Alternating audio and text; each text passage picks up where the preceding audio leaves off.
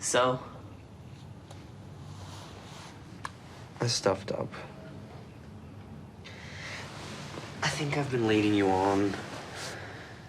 I didn't mean to, I'm sorry. I hate being alone. I don't like it. Do you know what I do when I'm alone? I lay down. Josh Thomas is a comedy powerhouse. Why would I stand up if nobody's watching? His unique take on love and relationships makes him a hit with audiences both here and in the US. He's written and starred in iconic award-winning TV hit shows Please Like Me, Please Like Me and Everything's Gonna Be Okay.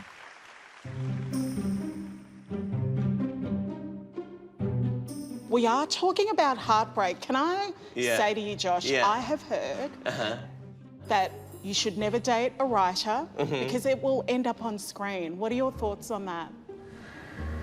I don't want to have sex with you. Well, I definitely have to be on the side of dating writers because I need people to date me. But if I was going to talk about someone I dated, I would try and do it in a way that they didn't realize it was about them. I really think it's important to be honest about this type of stuff. Yeah.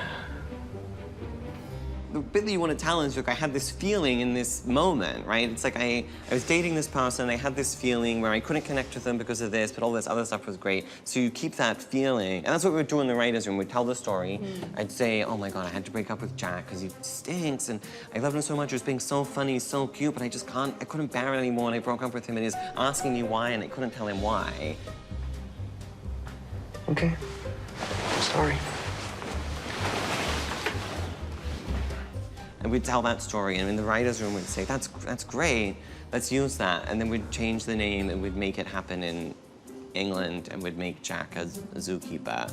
And like, he would never know. He would never know. Have you ever had an ex reach out to you and say, excuse me, Josh, I kind of recognise this story? No. I'm actually so cautious. I'm, like, so protective of them. But if the other person is a writer or a comedian, that changes the rules a little bit about how much you can talk about them. Really? If they're a writer or a comedian, they understand it. Okay. You know, once when I was 20, I did this tour. I was dating Tom Ballard, he's a comedian. And I was doing this tour, it's called Surprise, talking about he was like the first boy I ever kissed, the first boy that I was in love with. And actually the show was about us breaking up and getting back together. And then we broke up mid-tour. What are you talking about? And that was tough, yeah. Yeah, he was living in Sydney, and there's all these posters of me all around town, you know, my face on the side of a bus and stuff for this big tour I was doing about when me and him fell in love. That's tough. That's tough. You'd have to put blinkers on when Yeah. you're wandering around town. Yeah, no, that's not easy. All right, just kept having to do the show, but then at the end I would say, oh, we broke up. So here's the question I want to ask you, Josh. Can art help you get over your ex? It could distract you from the fact that you're going through a difficult time. Is it gonna help you get over your ex? No. That's not the answer I was expecting. Let me probe a little more. Tell me what happens to your memories around heartbreak when you reimagine them in your work. It's really dark what happens in my memory when we start writing fictionalized versions of things, because I do live in this world of, like, sometimes not really knowing what was real. Once, when I was a teenager, I had sex with some fruit. You know, I tried to fuck an orange, I think. And then in Please Like Me, for some reason, we changed it to a watermelon. Okay. And I can't remember. I can't remember if I ever had sex with fruit. So you've just completely thrown me with fruit.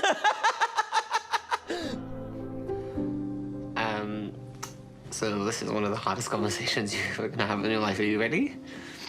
Now, I've been wondering, why do we as humans gravitate towards stories that explore difficult, even tragic events? Why do you think audiences are just so besotted with seeing heartbreak on screen? I think the big thing is that it's universal. Yes. The reason why it's in so many stories is because If the audience has experienced something like it before, then it takes them back to that moment in their life and they get to process something that's happened before. And if an audience is watching something that they haven't experienced, then they get to kind of see, okay, if this kind of thing happened to me, how would I feel and how would I survive? How do you navigate how much to share and to tap into and mine, really, from your personal life? That's a lot to navigate. Yeah, Heartbreak's a specifically interesting one because it always involves somebody else. So when I'm writing about it, it's very rare for me to be writing about heartbreak without somebody in my real life having some involvement. And these are the heartbreak storylines that are always so personal. What have you guys decided to do with me? We haven't decided that the doctor thinks we should put you in a mental home. What, you think... You know, with my mum's story, mental health storyline, Am I mental? I make sure that I wasn't putting something on screen that I don't know. didn't sync up with how she viewed what was going on, right? I don't want her to watch it and feel like shocked and a bit, be like, oh, is that how the world sees me? I didn't see it that way. I want it to be safe for her. Also, she has script approval. So she reads it and we would change anything if she was not comfortable. Dad, I really need you to stop clearing out the fridge. Dad, just stop clearing out the fridge. Thank you. Most of the audience, I would hope, has not experienced anything like that. But it gives them an opportunity to kind of process what that means, explore a real part of society that they otherwise wouldn't get to explore in a safe way. You're trying to make the audience feel less alone by showing them experiences that they can connect with. That's what the job is, you know?